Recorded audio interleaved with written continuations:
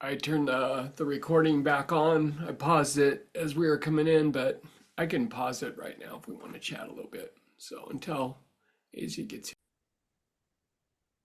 here. And um, can I please get a volunteer to um, read the vision and mission?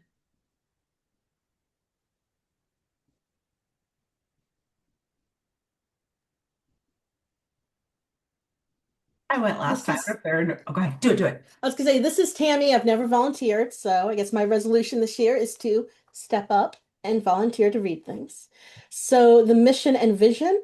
Our vision is to be an inclusive and innovative university, serving lifelong learners who contribute to the positive transformation of society.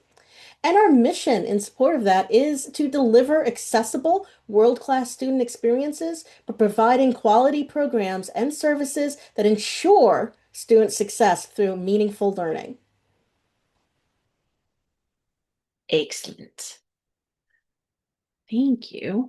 I don't have the newest one yet, but if you didn't catch it I think it was in the Senate meeting and then in AAC this week, we actually have a new image for Make Things Better, that is not the staircase image. So I'm excited about that, but I have not updated our slide yet. So we're gonna come back to that at some point and get that updated.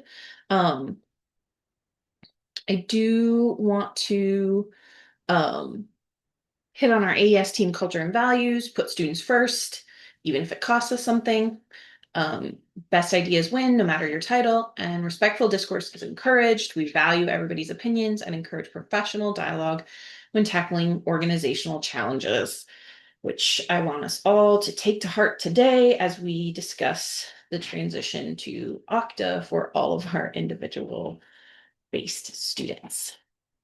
Um, and on that note, we are going to start off by talking about hallucinated citations. And Lauren, I want to say thank you for adding this to the agenda. So if you want to what I'm thinking is if you want to kick us off with a little hey, here's why we're talking about this today. And then I saw Stephanie and Tammy have volunteered to role play for us, which I love. So we'll do that and then we can launch into discussion. Yeah, cool. Um, just to make sure that we are all on the same page, if you ask a generative AI tool like ChatGPT to do research for you, it often creates fake citations. And that's what we mean when we're talking about hallucinated citations. So increasingly, we are seeing dissertation candidates and other students coming to consultations with dissertation chapters or other papers that have hallucinated references. Sometimes their entire list is hallucinated or seems to be. So obviously, this is super awkward for us. From some of the interactions I've had, it seems like some faculty may be aware of the issue with that particular student and be sending the student to us as a kind of intervention so we can give them some pointers before the instructor has to escalate or have an awkward conversation. Um, but obviously, it really concerns me how much fake work is getting through anyway. Last night, I think I found a dissertation in ProQuest that might have some hallucinated content in there. Um, so my question is, what is the appropriate thing for us to do here? And also, how do we communicate with faculty about how deep this problem is going? So uh, I just want to, before we go into the role play, I really want to emphasize I think um I think we're in an unenviable position within the library in that we are both trying to intervene on the individual level with the students that are coming to us and the systemic level with awareness amongst the faculty. I will just let you know, no one checks those references. Um, the formatting is checked by the academic readers, but no one's checking them to make sure that they're not hallucinated at any point in the dissertation process, which I've been arguing with people about and will continue to argue with people about. And if anyone has ideas about how we can best advocate um, and educate in that area, I think that is something I would love to have be part of this discussion too. Um, the chairs will check references if they think they are fake. And I mean, that's the problem. Like the hallucinated citations, you guys have seen them, I've seen them. They're good enough that sometimes I'm like, yeah, that's a scholar who publishes in that area with a real journal. And so, to a chair who has, you know, dozens of students that they're reading dissertation updates on every week, if they're looking at the citation and it's like, okay, yeah, that's a scholar who publishes about this in a journal that I know and is reputable. So, um, yeah, I think it's like I said, that I think is a bigger systemic question. I also think we're sort of the firefighters here too, in that we are providing the education both to students and faculty about the fact that this is even a problem. Um, because they're using large language model AI and they don't realize that it's not giving them real references, and that goes for faculty as well as for students. So we're kind of like three different prongs here. Um, but I want to hand it over to Stephanie and Tammy to talk kind of how are we handling this right now. If you guys can do a little bit of role play, and then I'm gonna open it up for people's thoughts and questions. And I see a lot of stuff in the chat already, which is also great. Yeah, we can definitely do that. I did want to say, so Jamie and I have an appointment. We're supposed to be on the calendar for the JD, I think not JD, the JFK School of Psychology. GFK, that's what it is. But that's not until June. I've given this in front of the business school students, the hallucinated citations presentation, or not students, but the faculty. And then I'm supposed to present in front of the LEXs next week, I think it is, on hallucinated citations so that our LEXs will have a good idea of what that looks like. But anybody, if you want to approach your college or your school or whatever, your deans, and ask them if they have time on their calendars to like fit you into a meeting so that you can talk about these hallucinated citations. I think that the more we talk about it and the more we push it, the better chances we have of getting in front of them. So for what it's worth, that's it. But Tammy and I are going to pretend like Tammy is a student, and I'm just going to kind of show you guys how I've been using or what I've been doing up until this point. I've had, as some of you know, several instances where I've actually spoken with a faculty member regarding a student's citations before. So hopefully this helps you guys out, and just let me know. So, hi Tammy, how are you doing today? I'm doing great. I'm really looking forward to you helping me with my dissertation. As you can see, I've got a huge bibliography already, so I'm feeling really confident. Yeah, you do have a huge bibliography. There's no question there. It's a lot of work that you put into this, I can tell. Quick question for you. Could you do me a little bit of a favor and just kind of tell me a little about how you use, like say ChatGPT or maybe any kind of artificial intelligence? Dude, isn't that just like such a lifesaver? I mean, I'm really new to this, and I'll be honest, like the library's like super scary, but when you go to like ChatGPT, I prefer ChatGPT. I know there's a lot of different models, pros and cons. I Sure. can just talk to it, and it just finds me these perfect sources that I'm not seeing when I search the library. When I search the library, nothing is relevant. So I was like, I know you're a librarian, this is your thing, but like the sources that ChatGPT found me are perfect. So that's, yeah, I threw in my research question and asked it to give me some sources because I asked it where it was finding its information because I know I got to hmm cite sources. And yeah, copied and pasted the citations. They So let me ask pre-formatted you, them. It's great. Tammy, I mean, it sounds like you're doing some of the work. So you're doing some stuff right for sure. We need to talk about a couple of the things though. So when you say you ask for the citation, are you then checking to make sure that the citation actually exists? So are you reading the document that you're citing? No, I mean, 'cause that's what ChatGPT helps me with, right? Is because these articles are so long. So they're giving me like the summary, and I do make sure the citation is real, right? I copy and paste the citation out of ChatGPT. You can see it, it's a real thing I copied and pasted. Okay, Tam, I'm gonna have you stop for just 1 second because we definitely need to have a conversation. I love that you're using AI. I think that there are some really great ways that you can use it to help you because I that's what I hear here, right? Is that it's overwhelming. There's just too much reading and all of this stuff that you have to do, right? Yeah. So let's talk about ethical uses of AI first. So the first thing I want to talk to you about is when we are citing from AI, we need to actually say that we're citing from AI, not that we're citing from a citation that it gave us. So that Okay. is one Yeah. problem that we have, right? Yeah. No problem. There, we can fix that pretty easily. Just remember, this is your dissertation though, and so I'm not sure how much you want to say that you've been citing from AI. But we'll move Yeah. on to I'll get something over else it. real quick. So have you ever heard of a hallucinated citation or a ghost citation? No, I feel like I want to make a joke about drugs here, but I'm assuming that's not where this is going. It's not where it's going, but Yeah. trust me when I tell you, you're going to feel like it probably should have gone there. So here's the thing about large language models or ChatGPT, Gemini, any of that generative AI.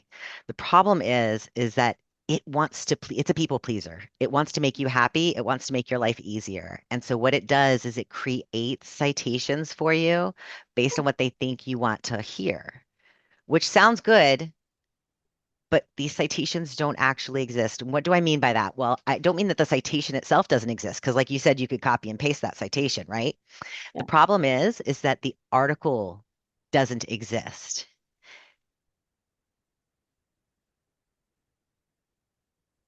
Yeah, but it was like giving me a summary of it, right? And it gave me the Right, citation and right. So you remember that so summer, remember that part I said about people pleasing yeah, and wanting you to have what you want? yeah. The summary is what you really want, Yeah. and it made it up. Well, that's really annoying. It is super annoying. I agree with you. And I have to be honest with you, it can be really hard to tell the difference between a real citation and a hallucinated citation. And here's the thing where it gets a little crazy. When it makes up these citations, it goes out there and it finds actual authors that write on your field topic, and it uses their last names in these citations. So you're going to be like, oh, well, Johnson, I know Johnson writes about information literacy, so this is great, right? Or I know Ivans writes about library scholars, so this is awesome. I know this, and I know this journal article. The journal itself exists, right? But the article itself is not real. It does not exist. There's no instance of it being written. And that, my friend, is where we're running into problems with your bibliography. So I'm like exceptionally like reflective here, so I'm able to articulate this, but I feel like many people would be reacting with lashing out in anger right now to find out that all this work needs to be thrown out and that they are several months behind maybe where they thought they were, as well as maybe feeling like a bit of an idiot. I feel like many people would be lashing out in anger right now.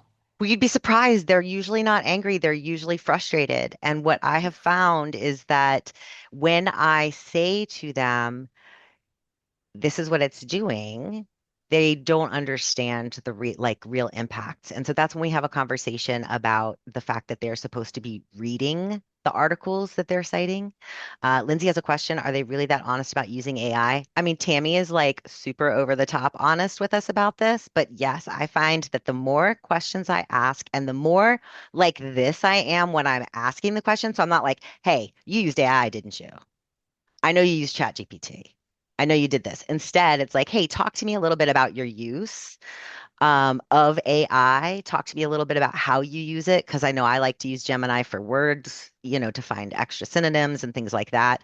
I find that that allows them to feel really comfortable, like, oh, well, she's not like totally anti-AI. I think that's the biggest thing. If we come across as anti-AI, then they're not going to want to tell us anything. If we come across like we understand that there are ways that it's useful and helpful, then they're more open and more honest about their use. So, Tammy, to get back to your conversation though, I do want to ask you, you do understand that AI is to be used to help you, but it is not meant to supplement your critical thinking, right? Well, yeah, I mean, because I read the summaries, right? And I really put a lot of thought into what the summaries meant and with like what I've learned so far in my professional experience. I mean, I did think about it. Yeah, unfortunately, we're expecting you to actually look at the entire article and to read the article strategically. That's a So lot of more than work. just the summary. It is, my friend, but no one said that PhD was going to come easy. Well, shit. So I And think we're done here. I will tell you guys, I have said to a student before that I needed to take this to their advisor because they had come to me with chapter two. Their chapter one had about 75% hallucinated citations, and their chapter two had 80%. So I just was very honest with them and said, listen, I'm going to help you with this, but I do need to talk to your chair about this. The chair and I had a conversation. The student then went on to do incredibly well once they realized what they were supposed to do. But hopefully that helps you guys a little bit. You can, I mean, we're being silly, but it's truly the way that I handle it. Like I try so hard to be as non-judgmental about it as humanly possible. And I find that the more real you are with them, the more real they are with you. So I hope that was helpful. Yes, Lauren. Can you talk a little bit about how you or when you approach faculty about this? Yes. Don't mind me as I drink from my lovely mug that looks like a coffee pot, y'all. Is that a pour over mug? No, it is just a coffee pot mug. Okay. Um, Given to me by Megan, so she can ask me how many pots a day I drink. All right, so faculty. I tend to kind of talk this out with Laura usually or AZ. Um, if it's already been like approved though, and it's an already approved stuff, I just let them know like I've got to talk to your chair. Especially if a student does show up and has a conversation with me and they're open, like I'm like, hey, listen, this we got to fix it, but they need to know that you need to fix this. Like they don't understand. They wouldn't have let you do this if they knew what was happening. Um, if they don't show, because that's been the other side of it, right? They scheduled with me, they had all these hallucinated citations, and then they don't show. If they don't show, I send them the don't show, you didn't show up to the thing, the no show email. And I kind of give it a minute to see if the student writes me back. If the student doesn't write me back about, oh my gosh, I'm so sorry I missed whatever, I feel like at that point they've given me permission to go talk to their chair because they're not showing up here either. So there's no opportunity to let them know what's happening without going to their faculty member. So that is the way I've broached it. And what I have said in my subject line was, may I please get some time, or something along the lines of, may I please get time on your calendar? And then I just say, I have one of your students, I give the name, and they submitted their chapter one and chapter two to me, and I found at least X percentage of hallucinated citations. I'd like to talk to you about it. Does that help, if Lauren? Yes, it does. Thank you. Mm-hmm. Uh, And I'll just add to that, like, as part of having conversations with Stephanie and with other folks on the team about these as we've been discovering them. For me, I think the line that Stephanie is laying out here is about education. Like, are we able to connect with the student to educate them about the fact that what they're doing is wrong, both from the, ethical use of AI standpoint, but also just like I think Stephanie and Tammy did a great job of demonstrating this. Like they do not understand that this is what is happening. They think that those are real articles. They think that the summaries that they're reading are summaries of real articles. And so, you know, if we're not able to connect with them and educate, then we have to contact the chair because someone has to connect with the student and educate them about what's happening with the hallucinated citations, whether that's us or the chair. I will also add, and Stephanie, I feel like you have a really a really good track record of getting people to come clean with you and be um like be open to change. But we have had a couple instances where folks have clearly not been receptive when they've had these types of conversations with librarians. And I will say, like, the way I would end that conversation with the student if they're not being receptive is letting them know that you do have to communicate that to their chair. Because and I think Lauren, that I think this gets to why you brought it up, like what's our ethical obligation as part of the university and how we're dealing with this. So I'm gonna open it up for thoughts, questions, things people want to emphasize. Larrabee just put into the thing about the citation police, and do we also report on plagiarism cases? Yeah, that's a big slippery slope. And I've at other institutions when the library has been offered the position of being the citation police in plagiarism cases, we have said no because it is not our role. I would caution against being involved in the reporting process. I mean, we I guess if that's legal, we need to report it, but I would say the way I've handled hallucinated citations has been to tell the student to contact their chair and that these citations are invalid, and that they need to, they really need to get in touch with their chair or their advisor because but I really feel like it's really has to be the chair or the advisor. We're not qualified for that. Like I don't feel qualified for that. So, and that's why I'm saying tell the student that you're going to talk to their chair. Because the chair needs to be the one then to meet with the student or the faculty member, chair or faculty member, I'm just interchangeably here. They're the ones that are going to need to meet with the student again on, determine, is this an education problem? Does this student need to understand what's happening? Or is this, something more malicious that they're going to bring? And that's the same thing we do with plagiarism, both here and in the ASC, by the way, is to try and educate the student about like, hey, this isn't okay. But if a student is like, I guess what I'm not talking about, so what we just saw with Stephanie and Tammy, I don't think Stephanie has an obligation to reach out to the faculty member in that case.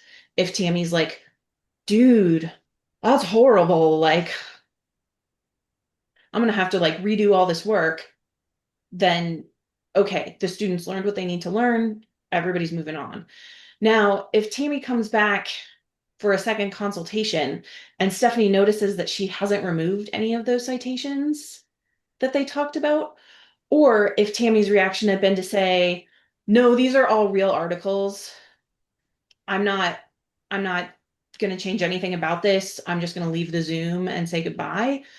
That's when we have an obligation, again, not to report the student directly, because again, this is something that their chair or their faculty member needs to do, but the chair or the faculty member needs to be aware that we have a plagiarism concern, whether it's AI related or not, that the student is not willing to address. And I think that's the real distinction there. So, Dan, I feel like we could go on this debate for a while, but I'm gonna let Amanda go because your hand.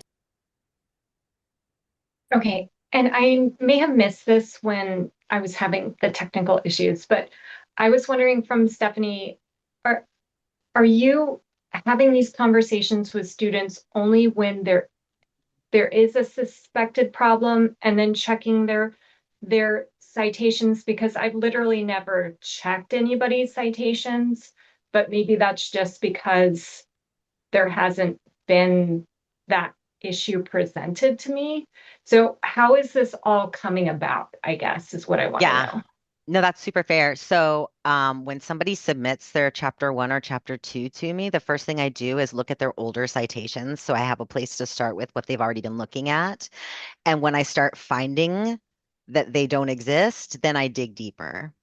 I have had the conversation with almost every student that I work with where I say, talk to me about AI. How are you using it? Da, da, da, because it allows me to have that opening for the chance to say, just so you know, this happens. Hallucinated citations happens. And then it gives me an opportunity to pitch my webinar. So if that makes sense. Yeah, so this isn't getting prompted. This is just straight up research consultation. They submit their chapter, and then like we Yes. all do. We look at example articles to help us prepare, and that's when you're seeing this, and that's when you're digging deeper. So no one has alerted you to anything up Mm-mm. front. No, I haven't had a single person, I haven't had a single professor send me a student because they think they had hallucinated citations. I have had a professor who caught hallucinated citations and sent their student to me with their next round of citations. And I just sent the note back to the faculty member and let them know, like, hey, I'm not going to be able to do this every time, but the citations look good now, because I did it for that one time. I will Gotcha. say, and I'm gonna say one thing, which is we do have faculty members who are referring students to our AI webinars because they suspect that they need help with this. So I think that's something to keep in mind. I'm gonna let David and Laura talk, but then we have to talk about Okta today. So what I'm gonna do is I feel like we're having an awesome discussion about this. I want to talk about it more. Um, and I'm going to move it to our agenda for next week or 2 weeks from now. You know what I mean. Anyway, David. Yeah, going back to what Lauren was saying about, how aware faculty, like we kind of learned in our when we went to the meeting for law and public service, that faculty seem pretty well aware of this, that they are actively sending students to the hallucination check webinar to the point where they're asking for more because there aren't enough offerings. I was having a private chat with a faculty member during that meeting, and I was letting them know about the recordings we have, and she was saying like, yes, we're aware of this, but we don't feel like it's sufficient to enforce the kind of discipline that we're looking for because we can't like guarantee that they're viewing the whole thing, et cetera, et cetera. So they definitely seem like they are aware of that.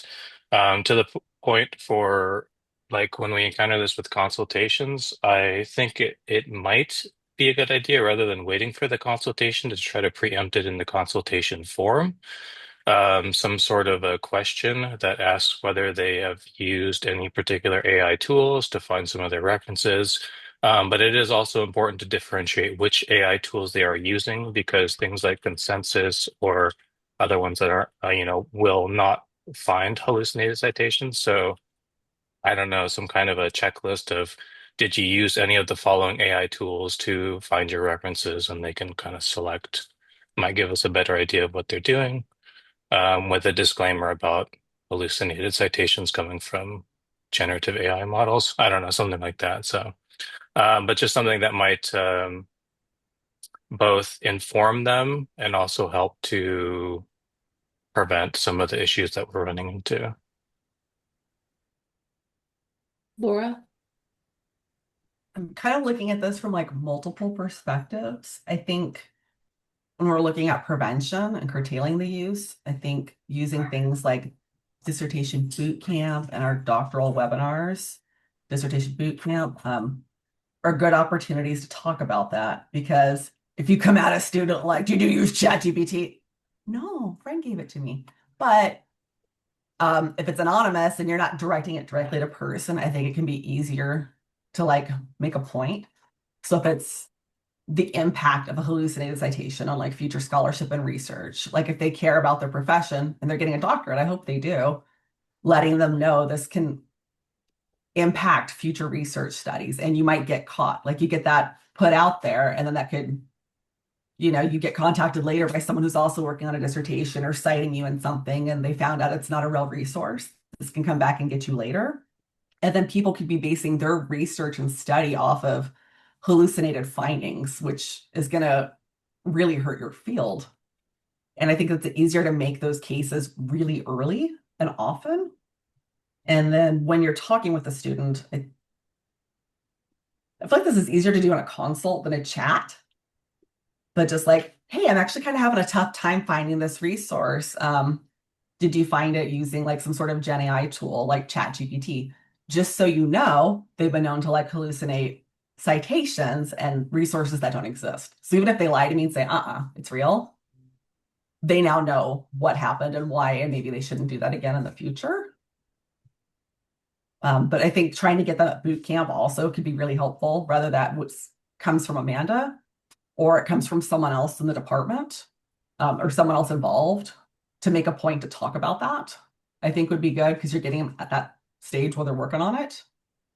And again, really, when you're working with faculty, when you're at department meetings, getting that time to let them know, no, this is really happening. Like, and it's a lot. And if you could share specific examples of extreme uses, like Stephanie's got a great one, like that we went back and forth on, you met with the instructor, it was a lot. So like an extreme example, just to show how bad it can get, but let them know it's not an isolated incident. This happens a lot. And I would also say if someone wants to check citations, cool. But I don't feel that that is our responsibility. I think it should fall to their chair or instructor who is grading their assignment and looking at that. And not for us to police their work. If we catch them using a citation, I say bring it up, definitely. But I would not proactively go looking for them, if that makes sense.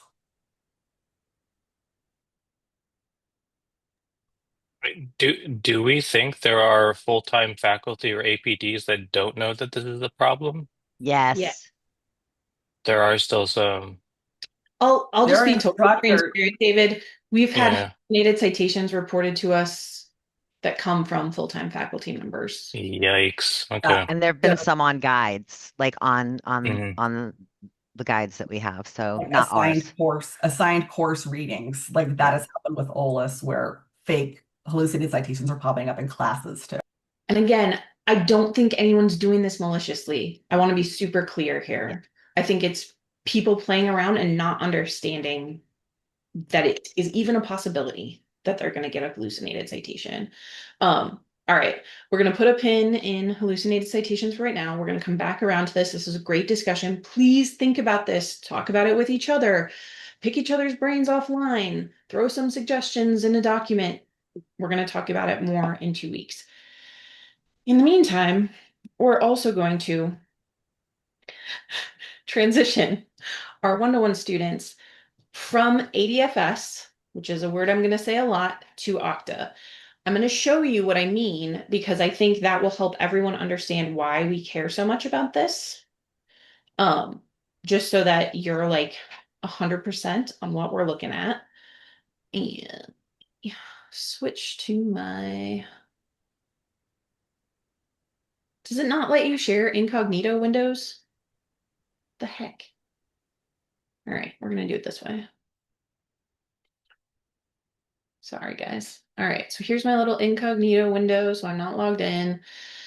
Yay, students come to us. They want to learn about hallucinated citations. They run their search, or they go to click a link, and we all know this page, our choice page.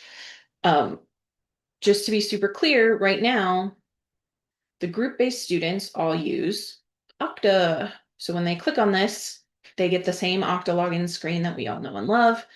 But the one-to-one students, the individual model students, use ADFS. This is ADFS. You recognize this because this is what you're using to log into NCU1 when you're going to look for stuff, et cetera, et cetera. Right now, we all have 2 accounts, except the one-to-one students who only have 1 account, okay? So they have been, they're going to be going from using ADFS to using Okta. What that means is a couple of different things. One, we are going to have to change the language on the sign-in. What we will likely change this to, and you'll see this language once we develop it, is something like we'll change group-based to all students, staff, and faculty. So we're directing people to that. And then we will rename the ADFS, the individual students, to something like admin only, temporary access, et cetera, et cetera. Why are we doing that? Because students who have used the saved items in EBSCO, go in here and you can see, here's my saved items. Oh, yay. Here's my projects. Also, yay. This is happening automatically and it's tied to their account, and they are going to have to move these. Okay. We don't know how they're going to move them. We're still waiting for Marcia and EBSCO on that. But there will be some process by which they are going to have to download and move these items if they're using this functionality. I also want to ask everyone, if you can think of something else where students don't have to create another login to save articles within a database or one of our tools, please let me know. Because right now, the only things I am tracking are our EBSCO saved articles and projects, LibAnswers history, which we'll talk about in a minute, and then Tapasa accounts for ILL. Everything else, ProQuest, Sage, JSTOR, they have to create an account. They're still going to have access to their old NCU email, so they'll be able to get password resets or anything like that. If they've created those accounts, they'll still be able to log into those. That's not an issue. It's only where the accounts are being created directly from the single sign-on information without students having to set up another login.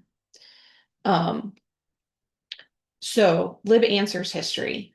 This is going to be one where honestly, until we see it the first time, I'm not 100% sure how well it's going to match. My assumption is that for most of the students, we are no longer going to see. So Tammy comes in, she asks a question, we can see her chat history, we can see her previous tickets. Those are all tied to her email address right now for the one-to-one students, and they are going to have different email addresses. They'll still have access and can get stuff forwarded from that NCU email address, but when they log in, LibAnswers is going to think they're a new person. It sucks, but there's not really any way to fix it, and I think we're just going to have to deal with it. So just kind of keep in mind as you're working with someone that you might want to go search for their name. If you're in a stage where you would normally go check their tickets and be like, hey, has someone helped you with this before? Because it seems like maybe they have. Go search by their name and you're going to find them. So just keep that in mind. Tapasa accounts, I'm really hopeful, and I know ILL folks, we have a meeting about this next week that I just sent out an invite for, sorry. My hope is that we'll be able to merge these on the back end, because we do have a lot more control over those. And there's like an Ed, maybe the only person who knows this, but like right now they pass different information. But if we can make them pass all the same information, then we can auto match the accounts. So that is something we have fingers crossed, Patrick. That's something we have a possibility of doing there. Before I open it up to questions, I know, David, you had asked in Teams if this would mean that the one-to-one students now have access to my NCU. My NU portal. They are going to get like a fake portal, which I think is weird, but they're getting like a little faux portal. And the reason for that is that a lot of the stuff that's in the portal relies on SOAR. And so rather than building connections for Compass, which is the SOAR equivalent on the NCU student side, they're just going to wait until we're all in Anthology to give them like the full portal experience. So they'll have a lot of the same information, but not the like course specific stuff, financial aid specific stuff that the group-based students do. Another question that I know, I'm sure you saw the communication that went out today. That is the first time that students have heard about this. The meeting I was in before this was arguing about whether we need to talk to them again before we send them directions on how to do this on the 21st. My hope is that they'll get at least 2 more emails before the day of. They cannot make these changes until the 21st to get the new login. The good news, and I said this in Teams yesterday, I want to re-emphasize here today. ADFS isn't going away. That login screen that I showed you that we're all familiar with from NCU1, they're still going to be able to access things using that. They're just not going to be pointed to it anymore. They're also, and this is the part that sucks, but sorry, Service Desk, they're not going to be able to reset their passwords. They're going to have to call Service Desk to reset their passwords for that, because now they'll have access to Okta and they'll be able to do the Okta verify and reset their passwords and all of that kind of stuff.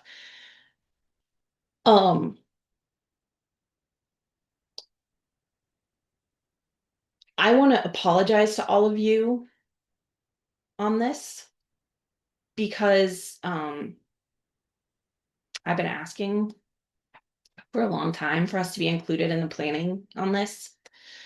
And I assumed, because I hadn't heard anything, that there was not planning happening. And then found out the day before the break that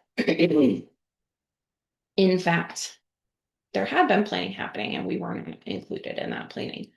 So I realize this is frustrating and upsetting. And if you want to make a little AZ effigy that you, I don't know, torture with hallucinated citations or something, feel free.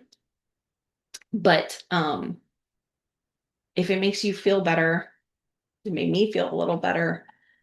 They found out today that they need to worry about the IRB on this. So anyway, all of that to say, I do also just want to emphasize this is really going to suck for Service Desk. So like, I know that we oftentimes are like in a love-hate relationship with both Service Desk and our colleagues in OLIS, where we feel like we're either really helping each other knock it out of the park, or we're just like constantly trading tickets back and forth on students. But they are, yes, I would say, Octavio, this is the real actual full merge. I would say this is gonna be really rough on Service Desk. The Navigate transition has been really rough on OLIS. They've had a 400% increase in tickets. It's been really, really rough. If you haven't been to a university meeting, they're really like catching it in the neck from faculty about response times and everything else. So in all of this, please extend grace, obviously, to our students as they navigate it. And I'll come back to that part, but also to our colleagues across the university, because I think there's going to be a lot of issues. Before I go to Laura and Megan, I want to say our bottom line, my biggest concern, and what I'm trying to communicate out before they're even able to transition, is that if they log in and feel like something's missing from their library stuff, it didn't go anywhere. It has not disappeared. It's there and we can help them get to it. So I think that is the message that we want to hang on to in all of this, is like, you haven't lost anything. It might take us some steps to get it for you, but you haven't lost anything. So that's the bottom line there. Laura and then Megan. Once we have a solution from Marisha, I wonder if it'd be helpful if somebody wanted to volunteer, a brave soul, volunteer to maybe do some office hours on this, like drop in. And that could go out with the email announcement, like, here's the change, here's an FAQ, we have support available, here's our drop-in hours and a link to those events in LibCal. That way they feel supported and people aren't getting overwhelmed. Like if there's someone who's going to need more hand holding instead of panicking on chat, maybe they'll go to an office hour. Just a thought. Yeah, I love that. Megan. I was just going to say that for support, yes, we're going to have an FAQ. We will have step-by-step instructions like we did last time, where there's a video that walks them through. So they'll be able to do that. I am a little nervous because of Marisha's initial response to my email. And I do want to remind everyone that for some students, this is the third time they're having to move their folders. They had to move their folders when we did the Open Athens merge. They had to move their folders last year when we had the new UI, and now they're going to have to move them again. So that's why my word for the year is grace, because we're all going to be dealing with that. They will be able to log into the ADFS, and that's really important. They just can't get to it through the normal ways. They cannot be logged in at all through Okta. And that's the big thing that we'll have to emphasize is you will have to log out of everything and go to an incognito window and log in that way. And that's like the one big thing that I want to make very clear to everyone here before we ever even start the process with students is you will have to be in an incognito window and not in Okta, in your course, in your portal, in anything at all. So, as many ways as I can make that clear in what I create for you guys, I will. And the 21st is really soon, so I may not talk to anybody for a couple weeks once we actually figure out how all this is working. And if you do want to be triage / help with any multimedia, let me know because I could probably use some help in the next week and a half, getting all of this ready once we hear back from Marisha, hopefully soon. So David commented, goodbye perfect chat ratings. That may happen. Don't feel bad. There's only so much stuff we have control over. People are going to have feelings. If I had to do this 3 times, I would have very strong feelings. And if I was confused, lost on it, not able to resolve it, an easy way to express that is just taking that out in comments. Try not to take any of that personal, really. And if someone is rude, then this is a time. Politely shut it down and assign me the ticket. If I'm out, assign it to AZ and just let them know one of us will follow up. Same with the phone. Yeah, and feel free, you can definitely pass tickets into the support queue as well. Lindsay and I will make sure that we have extra time devoted to any support that we need to for several weeks after the merge too. Before we call on Betty, who has her hand raised and is waiting very patiently, I did just want to say help desk is planning extra staffing for this time period. So hopefully wait times for students who need help directly from service desk will be not horrible. Betty. Yeah, just a suggestion to add a subject to the chats or the tickets like we do for hallucinated and the EDS change so that if we do have to accelerate it, then we can tag that. That's a great idea. We'll definitely do that, Betty. Okay. We have 8 minutes left in the hour. Does anyone have any other questions or concerns on Okta that they want to raise? David. Is Marisha able to tell us how many students are actually using the saved folder in EBSCO? I feel like she's given us data like that before. She gave us information on who was using custom folders before. The only thing she can give us is a number. She cannot give us any personal information on who is using it. Right, but we'll have an idea like how widespread it might be. Yeah, she just came back and asked us how many students, how many people this would be affecting. And that's all I've heard back from her so far. Okay.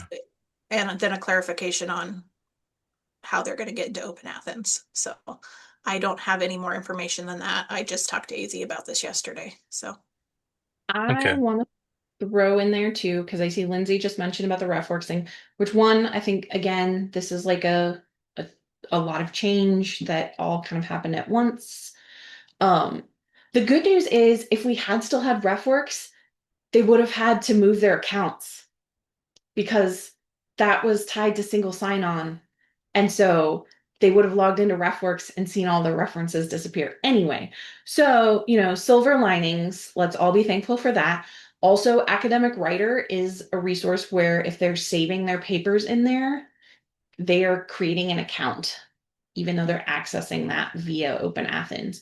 So, it's a nightmare, but it could have been a worse nightmare. So this is what we're all hanging on to in these times.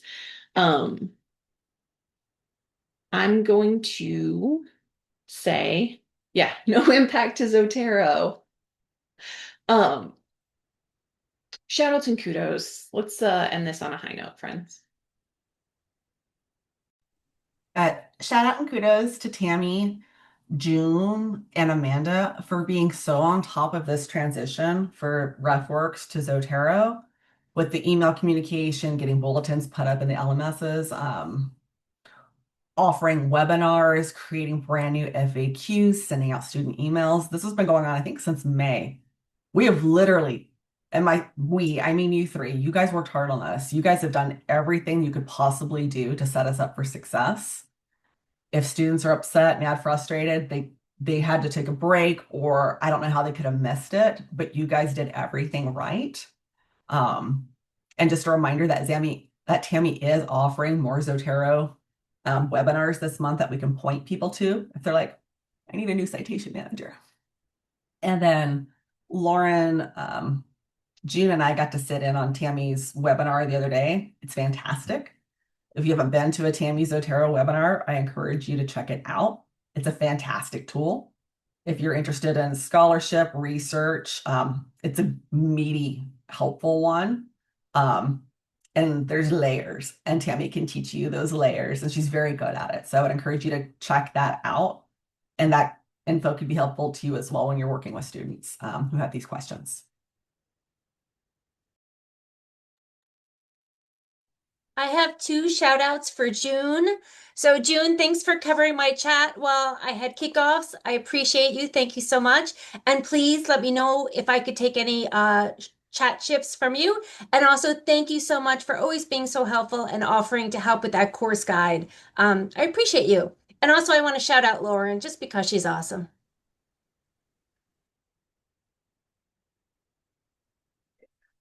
I want to shout out Betty and Jamie for troubleshooting some of the law textbook access issues we've had, and always, like, honestly doing such a good job of preventively ahead of time dealing with things and educating. So yeah, and particularly Jamie, like right before she was supposed to leave last night, got on to lend her wisdom. So many thanks.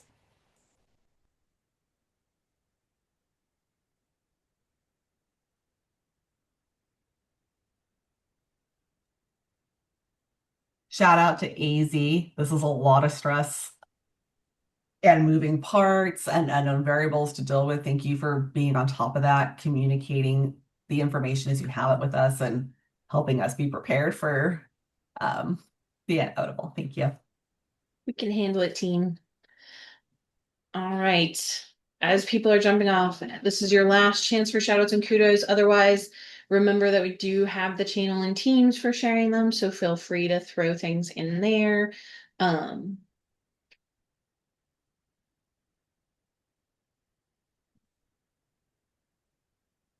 Hearing none and seeing no one on mute, I say go forth and have a good day. Take care, everybody. Bye. Bye, everyone.